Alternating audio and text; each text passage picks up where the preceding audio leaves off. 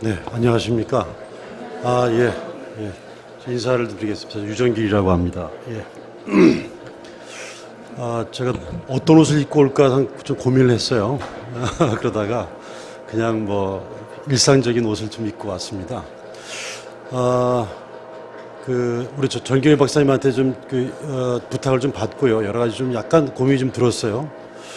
그자도 세길교회에 대한 얘기는 좀 많이 듣고 있었습니다. 그렇지 않아도 여기 또 보통 분들이 아닌 분들이 오신다는 말씀도 들었었고 그랬습니다. 그래서 어쨌든 저를 또 불러주셔서 정말 감사하게 생각하고요. 간단히 좀 제 소개를 좀 드리면 저는 그 정토회 초기 시작할 때 85년부터 이제 같이 함께 했습니다. 그래서 공동체에서 한 25년 살았었고요. 저는 정토회 이제 안에 이제 주로 사회활동하는 곳이 있어요. 환경 쪽 관련돼 가지고 에코부따라고 있는데 그 에코부따에 제가 이제 실무 책임자였었고 또 공동 대표도 했었고요. 그 다음에 저희는 이제 공동체에서 이제 매 천일마다 자동적으로 다 해고가 됩니다. 그래서 잘려서 다른 쪽으로 가야 되는데 한 번은 더 할 수 있어요. 한 번은 더 할 수 있는데 두 번째는 무조건 옮겨야 됩니다. 누구든 간에. 근데 이제 옮기게 되면 이제 문제가 좀 있지 않습니까? 보통 일반 회사에서도 마찬가지지만 뭔가 축적이나 계속성이라는 게 좀 단절된단 말이죠. 근데 너무 오래 있게 되면 또 그 직위에 대한 소유욕 같은 게 생겨요. 그래서 다른 사람들은 이해하지 못하고 자기만이 경험을 독식하게 되기 때문에 공동체 내에서 자기 활동을 이해하지 못하는 사람이 생긴단 말이죠. 그렇기 때문에 우리는 내가 다른 쪽에 가서 활동함으로 인해 가지고 내가 다른 위치에서 내가 갖고 있는 경험들을 다른 쪽에 일쪽에 어떤 또 전파하기도 하고 또 그런 이전에 있었던 그런 감각으로 다른 쪽에 여러 가지 활동을 좀 활성화시키는 역할도 하기도 하고 그 다음에 또 자기가 갖고 있는 활동들을 갖다 좀 객관화시켜 다른 사람들이 경험하게 만드는 그런 역할을 합니다. 그래서 제가 그때 2001년에 그 아프가니스탄에 한 4년 정도 가 있었습니다. 그때 제가 나오고 난 뒤에 2년 뒤에 샘물교회 사건이 있었어요.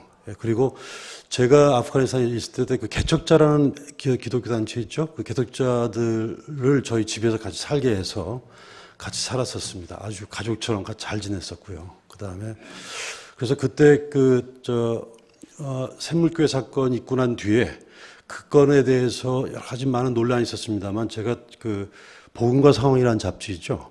거기에 제가 샘물교회 사건에 대한 원인과 진단 뭐 이런 내용들로 한번 길게 쓴 적도 있었습니다. 그리고 돌아와서 저는 평화재단이라고 해서 남북문제 관련된 싱크탱크가 저희 내부에서 만든 게 있는데 거기에 이제 기획실장으로 좀 활동을 했습니다. 그리고 제가 지진 났을 때 일본에서도 한 1년 가 있기도 했었고, 그리고 또 협동조합을 만들기도 했었고, 하여튼 그랬습니다. 하여튼 그래서 제 머릿속에는 환경 문제하고 개발 구호 문제하고 남북 문제하고 그 다음에 뭔가 좀 대안적인 어떤 활동들 이런 거에 대한 생각들이 좀 꽉 들어차 있고 또 그 안에는 기본적으로 공동체적인 여러 가지 것들을 어떻게 할 것이 어떻게 할까 이런 것들도 같이 좀 어우러져 있습니다. 그래서 오늘 좀 드릴 말씀은 여기 수초작주라고 입처계진이란 말을 일단 주제를 잡았어요. 아마 이 내용들을 아시는 분들은 다 아실 겁니다. 특히 불교에 대해서 아시는 분들은 뭐 이 말은 굉장히 좀 익숙해 있는 용어이기 때문에 아마 뭐 다 알고 계시라고 보여지는데 수처작주란 말은 내가 처한 곳에서 내가 주인이 되라 이런 뜻입니다. 입처계진 그러면 그 서 있는 그곳이 바로 완전한 곳이 될 것이다. 올바른 곳이 될 것이다 하는 내용입니다. 위에 성경 문구에 보면 맨 밑에 너희의 하늘 아버지께서 완전하신 것 같이 너희도 완전하여라. 이 말이 제가 볼 때는 입처계진과 거의 같은 용어의 뜻이라고 생각합니다. 그럼 어떻게 완전해질 거냐? 불교에서는 어떻게 생각하고 있냐면 수처작주란 말을 계속 씁니다. 저는 성경에서 저도 잘은 모릅니다만 여기 누가 억지로 오리를 가자고 하거든 심리를 가져오라. 이 대목에 굉장히 감동이 들었어요. 저 이거 볼 때마다 수처작주 생각이 항상 났습니다. 뭐냐면 누가 오리를 가자 그러면 오리를 가면 이 사람 부탁을 들어준 거잖아요. 그죠? 이 사람이 이 행위에 제안한 사람이 주인이고 나는 그냥 따라간 사람이지 않습니까? 근데 그 사람이 오리를 가자고 했는데 알고 보니까 오리를 가는 것만이 능사가 아니라 그 사람 상황을 가만히 보니까 오리에서 더 가져야 돼요. 오리를 같이 가주란 말은 자기를 도와달라는 얘기지 않습니까? 그죠? 그냥 같이 따라가자는 게 아니라 자기를 같이 함께하고 도와달라는 얘기잖아요. 근데 알고 보니까 오리만 도와줘서는 안 돼. 가만히 들어보니까 이것도 더 7리도 8리, 9리까지 가야 되고 10리까지 가야 이 사람이 정말로 완벽하게 도와주는 것이 된단 말이에요. 그래서 내가 오리를 가자고 부탁한 사람은 저 사람이지만 그러면 내가 가만히 살펴보니까 내가 오리만 가는 것뿐만 아니라 내가 심리까지 가줄게. 그래서 네가 도와주려고 하는 것들을 내가 충분하게 도와줄게라고 하면 이 상황에서는 주인이 누가 되는 겁니까? 누가 주인인가? 제안한 사람이 주인입니까? 내가 주인입니까? 내가 주인인 거죠. 저는 이 대목이 수초작주의 아주 중요한 예라고 생각합니다. 누가 왼뺨을 누가 원하면 여러분 우리가 일본에게 사과하라고 하지 않습니까? 사과라고 해서 사과하면 올바른 사과라는 건 뭡니까? 그 사람이 사과하지 말라고 할 때까지 사과하는 게 사과잖아요. 됐어 그만해라고 할 때까지 사과하지 않습니까? 그 사람이 원하는 것보다 2배를 더 해주면 그 사람이 원하는 대로 해주면 그 사람의 말을 따라주는 거지만 그 사람이 원하는 것 이상을 해주게 되면 이 상황의 주체가 내가 되는 거죠. 그래서 여러분 어떤 반성이나 사과는 그 사람이 정말로 미안할 때까지 더 이상 어떤 앙금도 없을 때까지 사과하지 말라고 한 얘기는 뭡니까? 더 이상 사과를 충분하게 했기 때문에 이 사람과의 관계에 있어서 상처는 더 이상 없는 거예요. 사과를 하도 많이 했기 때문에 정말 깊이 있기 때문에 정말 진정성 있게 했기 때문에 그래서 그렇게 사과할 때 그 사람이 5번 사과라고 할 때 내가 10번 사과하게 되면 이 사과의 주체가 내가 되는 거죠. 여러분 공동체에서는 보통 네가 50 했으니까 내가 50 한다. 이렇게 평등이라고 얘기하지 않습니까? 그죠? 근데 50 하면 내가 50 네가 50 하면 나도 50 할게. 이건 평등이죠. 그죠? 일종의 거래 아닙니까? 네가 50 할 거니까 내가 50 할 거야. 이건 거래잖아요. 근데 보통 일반적으로 보면 어떻습니까? 가족에서 아주 사랑이 넘치는 가족에서 보면은 부인이 요구하는 건 만큼 합니까? 부인이 요구하는 것을 더 알아서 더 자기가 더 그냥 이것저것 요구하지는 않았지만 더 많이 더 이렇게 성심성의껏 하는 그런 집안이 사랑이 넘치는 집안 아니에요? 그죠? 부인이 50 앞에 표정을 보니까 가히 그런 사람은 있을 수 없다는 것 같은 분위기. 어쩌면 그 부인이 50을 요구하면 50 그대로 해주면 이건 거래죠. 그죠? 그죠? 근데 상대방이 원하는 것보다 더 해주는 거죠. 또 남편이 원하는 것보다 더 해주는 거죠. 그런 집안이 사랑이 넘치는 집안 아닙니까? 그죠? 어쩌면 평등, 우리는 네가 50 했으니까 나도 50 해야 돼. 평등을 자꾸 주장하면 주장할수록 평등은 완성이 안 됩니다. 오히려 평등은 철저한 불평등을 통해서 평등이 완성되게 돼 있거든요. 내가 저 사람이 40 했을 때 40 했다고 계산하지 않는 거예요. 평등은 계산하지 않습니다. 50 했으니까 난 50. 너는 지금 40밖에 안 했고 난 60이나 했기 때문에 나는 지금 손해고 이득이다라고 손해와 이득을 따지지 않아야 돼요. 내가 40이다, 30이다를 따지지 않고 내가 그냥 70을 해버리는 겁니다. 내가 주판을 튕기지 않고 내가 80을 해버리는 거예요. 이건 평등인가요?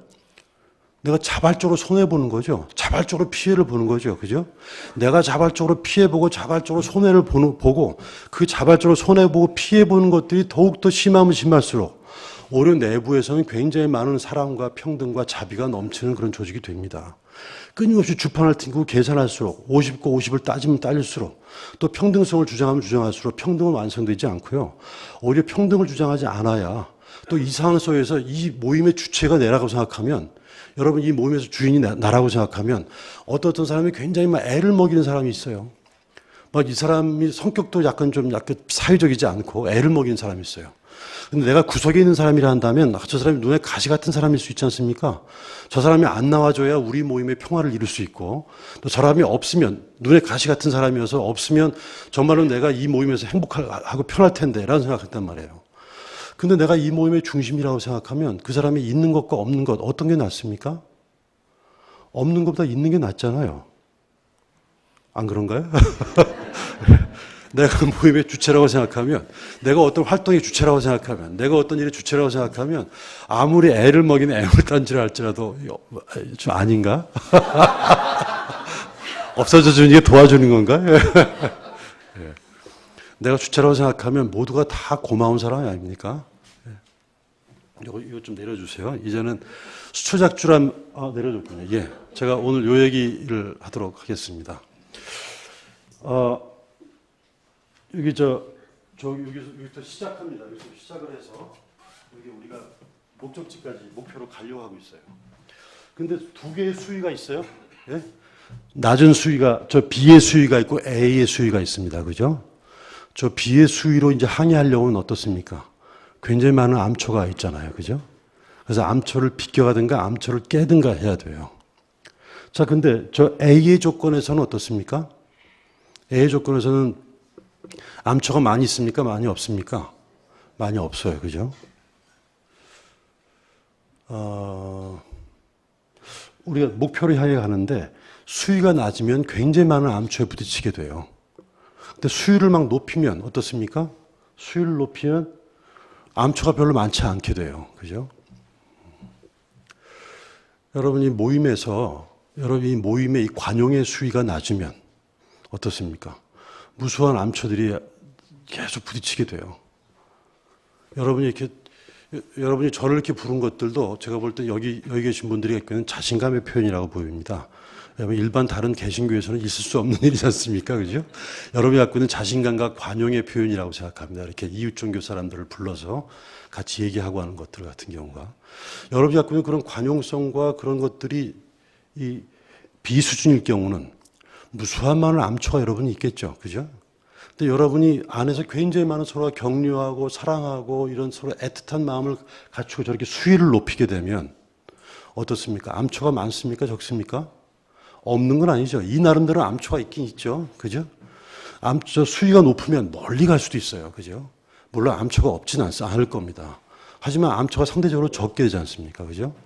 근데 이 안에서 사람들끼리 계속 끊임없이 뭔가 아까 말씀드린 주판을 튕기고 관계 속에서 또 이를테면 서로가 갖고 있는 여러분 어떤 모임에서 아까 그 얘기가 연결됩니다만 모임에서 자꾸 문제 제기하는 사람하고 끊임없이 사람들한테 사과하는 사람하고 누가 주인입니까? 일반적으로 볼 때. 뭘 문제 제기하는 사람하고 자꾸 미안하다고 사과하고 이런 사람들하고는 일반적으로 아까 수초작주라는 입장에서 보자면 누가 주인인가요? 사과하는 사람이 주인이죠. 그죠? 문제 제기하는 사람은 구석에 있으면서 문제를 해법 중심으로 사고하는 게 아니라 제기 중심으로 생각한단 말이죠. 근데 사고하는 사람은 정말 이 사람이 잘못해서 사과합니까? 사과한다는 말 자체는 그 말 안에는 정말 잘못했다는 말도 있긴 했지만 뭔가 통합하려고 하는 그런 에너지가 있는 거죠. 그죠? 그래서 사과하려고 하는 사람은 이 모임 자체를 갖다 전체를 바라보고 그 모임의 균형을 생각하는 사람이기 때문에 사과하는 거지. 정말 내가 잘못해서 사과했다. 물론 그럴 수도 있지만. 근데 이 사람이 뭘 잘못했느냐 하면 이 사람이 갖고 있는 관용의 크기가 좀 낮으면 무수한 많은 것들이 다 저렇게 암초가 돼요. 그죠? 근데 이 사람이 우리 안에서 무수하게 관용의 크기가 높게 되면 저 암초는 어떻습니까? 암초가 됩니까? 안 됩니까? 암초가 안 돼요. 물론 암초가 없진 않아요, 저렇게. 그죠?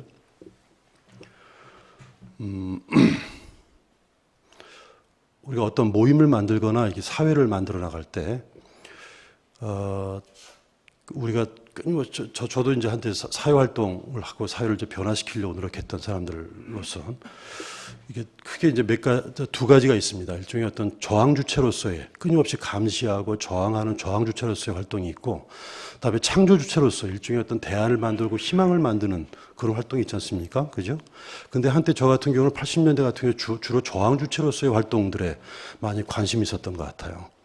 근데 이제 끊임없이 이렇게 누구를 갖다가 반대하고 저항하는 것만 가지고서는 누군가 이렇게 좀 분노를 조직화하고 그 다음에 어떤 적개심을 갖다가 증폭시키면서 또 우리 내부 사람끼리 단합을 도모하고 이런 방식으로서는 파괴는 가능할지 모르겠지만 궁극적으로 우리가 이루려고 하는 그런 사랑의 사회가 되기 위해는 이렇게 증오와 분노를 조직화하는 과정 속에서 나도 피폐해질 뿐 아니라 미워하면 닮아가도록 되어 있습니다. 원래 불교에서는 누구한테 사랑하는 것도 집착이지만 미워하는 것도 집착이거든요. 집착하게 되면 좋아하는 마음을 갖고 있는 만큼 그만큼 변하는 것처럼 미워하는 마음을 갖고 있는 것만큼도 그만큼 닮아가도록 돼 있기 때문에 그 둘 다를 갖다 여의어야지만이 올바른 자비다라고 얘기를 하고 합니다. 그것처럼 우리가 일종의 어떤 그런 잠깐 짧게 하려면 누굴 미워하고 증오하는 것들을 통해서 뭔가 일종의 성과를 이룰 수 있을지 모르겠지만 우리가 길게 오래 하려고 한다면 누굴 미워하는 에너지 가지고 오래 갈 수 없지 않습니까? 누굴 미워하고 증오하는 마음은 술밖에 먹을 게 없어요. 어쨌든 어쩌면 활동하는 과정 속에서 내가 정말 풍부해지고 많은 사람들은 말을 믿는 게 아니라 그 사람 삶과 행동을 믿는 거잖아요. 그러려 한다면 내가 갖고 있는 그런 식의 자비와 사랑이 넘치는 그런 식의 삶과 행동을 통해서 많은 사람들로 하여금 그거에 저렇게 살고 싶다라고 생각하게 만들어서 그런 감동의 에너지로 일정하게 우리가 희망하는 그런 사회를 만들어 나가는 것. 이런 게 좀 중요하지 않습니까? 그렇게 하기 위해서는 어쨌든 우리가 저렇게 수위를 높여 나가는 것들이 필요합니다. 자, 그런데 저희가 수위를 높일 때는 이 암초가 됩니까? 안 됩니까? 안 되죠. 수위가 낮으면 모든 게 다 문제예요. 이것도 문제, 저것도 문제, 다 문제인 거예요.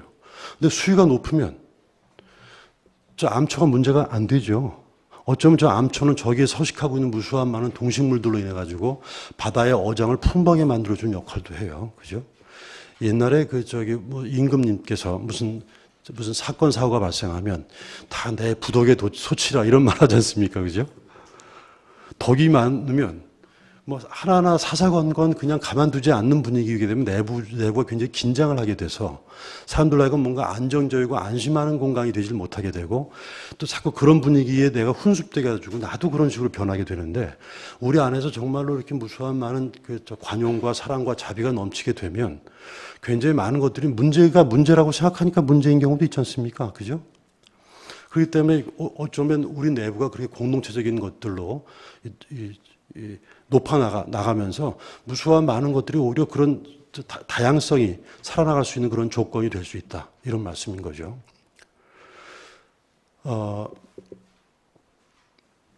아까 말씀드린 것처럼 수초작조란 말을 다시 한번 얘기하고 마무리를 하도록 하겠습니다. 제가 30분 정도가요? 지금 한 몇 분 지났는지 모르겠는데. 예.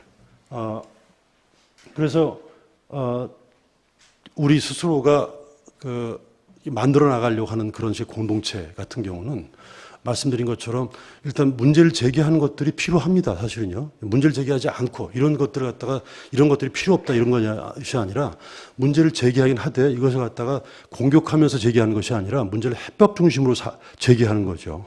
해결의 관점에서 문제를 제기하게 되면 다 같이 문제를 공유할 수 있게 되는데 이것 자체가 굉장히 공격적으로 제기하게 되면 공동체가 굉장히 불편해지고 힘들어지게 됩니다. 그래서 가급적 어떻게 해야 이 문제를 해결할 수 있을까? 이 해법을 중심으로 문제를 발견하고 제기하게 되면 공동체가 훨씬 더 같이 이 문제를 고민하게 되는데 그렇지 않게 되면 굉장히 그 공동체가 이제 팍팍해지고 이제 어렵게 되는 거죠. 그리고 아까 말씀드린 것처럼 우리가 이렇게 공동체를 만들어나가고 사회를 변해 나갈 때 아까 말씀드린 것처럼 일종의 어떤 그렇게 문제를 발견하고 그런 저항 주체로서가 아니라 창조 주체로서 갈 때는 말씀드린 것처럼 우리가 갖고 있는 이런 관용의 수준이 높아야 되는데 저는 그렇게 하기 위해서 가장 중요한 것들은 뭐냐면 과거에 저는 이렇게 사회 활동한 데서 끊임없이 누굴 갖다 이렇게 의심의 눈초리를 바라보고 언제나 비판의 눈초리를 바라보는 거였었어요.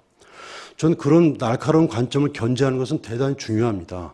근데 그것만 가지고는 안 된다고 봐요. 저는 앞으로 이런 활동, 공동체를 만들어가는 동력, 그 다음에 이런 미래 사회를 만들어가는 가장 동력은 뭐냐면 고마움과 감사에서 나온다고 생각합니다. 요즘 저희가 이제 기본소득이란 말은 여기 아마 알고 계실 거예요. 그동안의 모든 노동이라고 하는 것들이 임금 노동이었었어요. 지불 노동이지 않습니까? 일을 하면 그 일에 대한 대가로 지불되는 거란 말이에요. 근데 지금 가면 갈수록 이제 비정규직들이 많아지고 있지 않습니까? 비정규직들은 임금 노동을 받지 못해요. 일할 게 없기 때문에 임금을 받을 수가 없단 말입니다. 근데 기본소득이라는 건 뭡니까? 기본소득은 기본적으로 우리 사회가 임금 노동이 있지만 지불 노동이 있지만 비지불 노동도 있다는 거예요. 우리 사회를 이끌어가는 것들은 임금 노동, 돈 받고 하는 노동이 우리 노동 속에서 10분의 1밖에 안 되고 사실은 집에서 부인이 밥을 해주고 빨래해주고 청소해주고 아이들이 빵긋빵긋 웃어주고 동네 사람들이 서로가 자원봉사하고 자원활동하면서 서로가 이웃끼리 길도 썰어주고 이렇게 이런 식의 수하게 많은 돈 되지 않는 노동이 우리 사회의 10분의 9를 유지하고 있고 이런 노동에 일하는 그런 바다 위에 임금 노동이 떠 있는 건데도 불구하고 우리가 갖고 있는 노동은 임금 노동만이 의미 있는 노동이라고 생각한다는 거죠. 제가 돈을 벌기 위해서는 여기 지금 실업이긴 하지만 지금 돈을 벌지 않지만 저런 분이 존재해 줘야지만이 내가 돈을 벌 수 있는 사회적 토대가 될 거 아닙니까? 그죠? 내가 지금 현재 돈을 많이 버는 것들은 다 내 덕입니까? 누군가 도를 놔줬고요.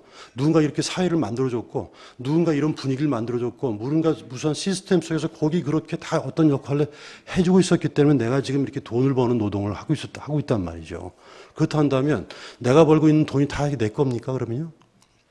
아닌 거죠, 사실은요. 내가 벌고 있는 돈은 무수하게 많은 사람들의 이 덕분으로 내가 번 돈이고, 어쩜 더 나아가서 저기 바람이 불어주고 있기 때문에, 또 구름이 떠 있기 때문에, 햇빛이 떠 있기 때문에, 저 나무가 있어주고 있기 때문에, 바위가 있기 때문에, 그런 무수한 천지자연들이 존재하고 있기 때문에, 그런 것들에서 내가 존재할 수 있게 돼서, 그런 것들에서 내가 지금 생존하고 있고 살아가고 있단 말이에요. 그렇게 보자고 한다면 내가 살고 있는 것들은, 내가 돈 벌고 있는 것들은 내 덕에만 있는 게 아니지 않습니까? 우리 예전에 보통 이제 정월에 인사하고 이러면 안녕하십니까? 그러면 뭐라고 대답합니까? 아, 덕분에 잘 지냅니다. 이런 말 하잖아요. 저 사람한테 무슨 덕을 봤어요? 직접적인 덕 본 게 없는데 다 덕분에 잘했다고 하지 않습니까? 근데 실제로 내가 지금 존재하고 있는 것들은 여기 계신 무수한 많은 사람 덕분에 내가 살고 있는 거잖아요. 그죠? 무수하게 많은 저 보이지 않지만 저기 일본에 저 대만에 또 인도에 아프리카에 있는 무수한 사람들이 거기 그렇게 있어주고 있어서 지구라고 하는 그런 생태계와 이런 상황을 지금과 같은 이런 균형적 조건을 만들어서 그래서 지금 내가 살고 있는 조건을 만들고 있는 거 아닙니까? 그 다음에 말씀드린 것처럼 바다가 있어주고 강이 있어주고 바람이 있어주고 태양과 바위와 나무와 숲이 있어주고 있기 때문에 내가 살고 있는 거잖아요. 무수한 덕분에 살고 있는 거지 않습니까? 그렇기 때문에 지금 내가 벌고 있는 돈은 내 돈이 아니에요, 사실은요. 지금 내 몸도 지금 내 겁니까? 이건 뭐 불교에서 이제 무아 얘기가 내 몸이 내 것이 아니기 때문에 다른 사람의 필요에 의해서 내가 충분히 이용당하고 쓰는 삶을 살아야죠. 이게 불교에서는 보살이라는 말을 씁니다. 그래서 보통 자아에 대한 개념에 있어서 개인적 자아가 있습니다. 내가 나야. 이렇게 세포에, 이 피부에 갇혀있는 나. 그죠? 하지만 가만히 보니까 내가 존재하기 위해서는 네가 좀 있어줘야 돼요. 이 관계적 자아입니다. 여러분들이 있어줘야지만 내가 존재하고 있다는 느껴지는 거예요. 알고 보니까 사람뿐만 아니라 무수한 많은 자연도 있어줘야 되네. 그래서 이런 자연과 여러분과 내가 다 이렇게 분리할 수 없는 존재라고 생각하는 것. 그래서 내가 그냥 나만이 아니라 그래서 이런 걸 갖다 생태적 자아란 말을 씁니다. 근데 알고 보니까 내가 이런 무수한 많은 자연의 덕분에 살고 있는데 은혜를 받고 있는데 그렇다 한다면 은혜를 받고 있는 사람들은 이 보온의 삶을 해야 될 거 아닙니까? 그죠? 그런다면 나는 무수하게 많은 사람들과 천지 자연의 은혜를 보답하는 삶을 살아야 되기 때문에 보통 이걸 갖다 보살적 자아란 말을 씁니다. 내가 남한테 베푸는 것들로 존재하고 있는 거죠. 그렇게 보자고 한다면 아까 말씀드린 건 내가 지금 존재하고 있는 것들은 아까 기본소득이라는 것들은 내가 지금 돈을 벌겠지만 저 사람이 비록 임금 노동자는 아니지만 저 사람이 존재함으로 인해 가지고 우리 사회를 이렇게 아름답게 존재해주고 있는 거지 않습니까? 그렇다 한다면 그 사람도 마땅히 생존할 수 있는 조건을 만들어야 될 거 아닙니까? 내가 지금 번 돈이 내 돈이 아닌 것처럼 저분은 지금 돈을 벌고 있는 건 아니지만 마땅히 살아야 될 이유가 있는 거잖아요. 그렇기 때문에 그들에게도 기본적으로 살 수 있는 조건으로서의 돈이 지불돼야 된다는 의미에서 기본소득이란 말이죠. 그죠? 근데 그것을 전반적으로 할 수 없으니까 제가 이제 농민단체, 국민농업포럼하고 귀농운동본부 뭐 이런 단체에 다 관여하고 있습니다만 거기서 농민들 먼저 실시하자. 그래서 농민기본소득을 저희가 지금 활동을 하고 있습니다. 농민들 먼저 시도하자라는 의미에서. 자, 그렇게 어쩌면 내가 지금 존재하고 있는 것들은 무수하게 많은 사람들의 그런 덕분에 살고 있는 거죠. 그죠? 그렇기 때문에 어쩌면 정말 감사한 거예요. 예. 여러분, 이미 불교든 기독교든 이 고마움과 감사라고 하는 것들은 감사를 자꾸 느끼면 느낄수록 감사의 감각도 발달하고요. 또 감사할 게 많아지지 않습니까? 또 감사할 게 많아지게 되면 또 무수하게 많은 감동할 거리들이 많아지게 돼요. 그죠? 감동할 거리가 많아지면 이런 감동의 감각도 발달해서 사소한 것까지도 다 감동하고 또 이 감화를 느끼게 된단 말이죠. 근데 감동을 많이 하고 감사를 많이 하는 사람들이 감사하고 감동할 수 있는 일들도 많이 하게 됩니다. 그 다음에 전 그런 앞으로 이런 어떤 좋은 활동들, 공동체 활동들이라고 하는 것들은 그런 식의 이런 감사가 동력이라고 생각하는데 여러분 이런 공동체를 만들거나 일을 할 때 그러면 언제나 다 좋은 일만 있겠습니까? 그렇지 않잖아요. 그죠? 힘들고 어려운 일도 있단 말이에요. 근데 그 힘들고 어려운 일들은 이 좋은 것들을 취하기 위한 일종의 기회비용 같은 거예요. 그죠? 너무 쉽게 얻으면 너무 금방 날아갈 수 있기 때문에 어쩌면 그런 어려움과 고통과 힘든 것들마저도 우리가 보통 예전에 지금 생각해보면 예전에 그래도 중고등학교 때 그때가 참 좋았어 라고 얘기하는 경우가 있죠. 그죠? 그 시절이 좋았다고 얘기하는 경우가 있지 않습니까? 근데 실제로 여러분 그 시절로 정말 돌아가면 좋았던 것만 있었습니까? 입시 때문에 정말 입시 때문에 등록금 못 안 가져와서 선생님한테 맞기도 하고 입시 지옥 때문에 정말 죽고 싶은 생각도 있었잖아요. 그죠? 근데 다 지나고 난 뒤에 지금 생각하면 그때가 또 좋았다고 말하는 사람이 있다고요. 어쩌면 통째로 볼 때 그때가 고통과 힘들었던 것도 있지만 지금 생각해 보니까 그때가 참 좋았던 게 많았다고 생각하는 것처럼 여러분 지금은 어떨 것 같습니까? 여러분 앞으로 20년 뒤, 10년 뒤에 여러분 지금 여러 가지 사회적인 여러 가지 어려움이나 이런 게 있다 하더라도 개인적으로도 그렇고 그때가 참 좋았던 여기 이렇게 새길교회에서 같이 모여서 그래도 이렇게 서로 사랑을 나누고 또 좋아하는 사람끼리 같이 이렇게 만날 수 있었던 이런 상황이 얼마나 행복한 거다 하는 것들에 대해서는 물속에서 물을 못 느끼지만 물 밖에 나가봐야 물의 고마움을 아는 것처럼 숲 안에서는 숲을 못 보지만 숲 밖을 나가봐야 숲을 아는 것처럼 안에서 있었던 것들에 대한 은혜나 감사 같은 것들을 이제 시간이 지난 뒤에 느낄 수 있게 되는 거죠. 제가 마지막 마무리를 하겠습니다. 전 아까 5일 가자고 하면 10일 가주는 거. 여러분 일본 같은 데 다 더치페이를 하지 않습니까? 그죠? 그래가지고 음식값 있으면 딱딱 n분의 1로 나눠요. 근데 우리나라는 어떻습니까? 더치페이 합니까? 안 합니까? 그동안. 요즘 이제 많아지고 있어요. 내가 낼게, 이번 돈을. 이건 뭡니까? 우리끼리의 우애를 위해서 내가 손해를 보겠다는 거잖아요. 그런 공동체 정신이 있는 거지 않습니까? 그러니까 어떤 모임이든 간에 그렇게 정말 몇몇 사람이 그렇게 크게 이 모임을 위해서 희생을 하고 고생을 하는 사람이 있기 때문에 모임이 이루어지거든요. 그렇게 그 모임을 이렇게 모임이 살리가 만든 사람은 이 사람이 다른 사람보다 시간을 많이 씁니까? 적게 씁니까? 시간을 많이 써요. 이 사람, 다른 사람보다 돈을 많이 쓸까요? 적게 쓸까요? 돈도 많이 써요. 이렇게 일을 많이 하는 사람은 남보다 욕을 많이 먹을까요? 적게 먹을까요? 욕도 많이 먹겠죠. 욕을 안 먹는 방법은 뭡니까? 안 하는 거죠. 예. 또 욕을 많이 먹는다는 얘기는 뭔가요? 뭔가 일을 한다는 얘기인 거죠. 원래 그래서 불교에서는 이 크게 보살의 활동을 하면서 이 욕을 안 먹으려고 하는 것도 욕심입니다. 예.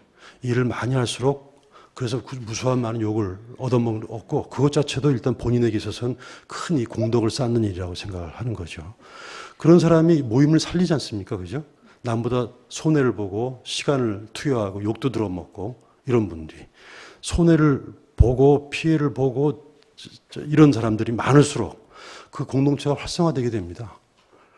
궁극적으로 자발적으로 손해를 본수록 자발적으로 피해를 볼수록 자발적으로 죽을수록 이 모임은 삽니까 죽습니까? 모임은 살잖아요. 그죠? 한 사람이 죽으면 전체가 부활하는 거지 않습니까? 그죠? 수초작주란 말은 그래서 내가 이 모임에서 내가 주인이라고 생각해요. 근데 주인이라고 티를 내면 안 되잖아요. 그죠?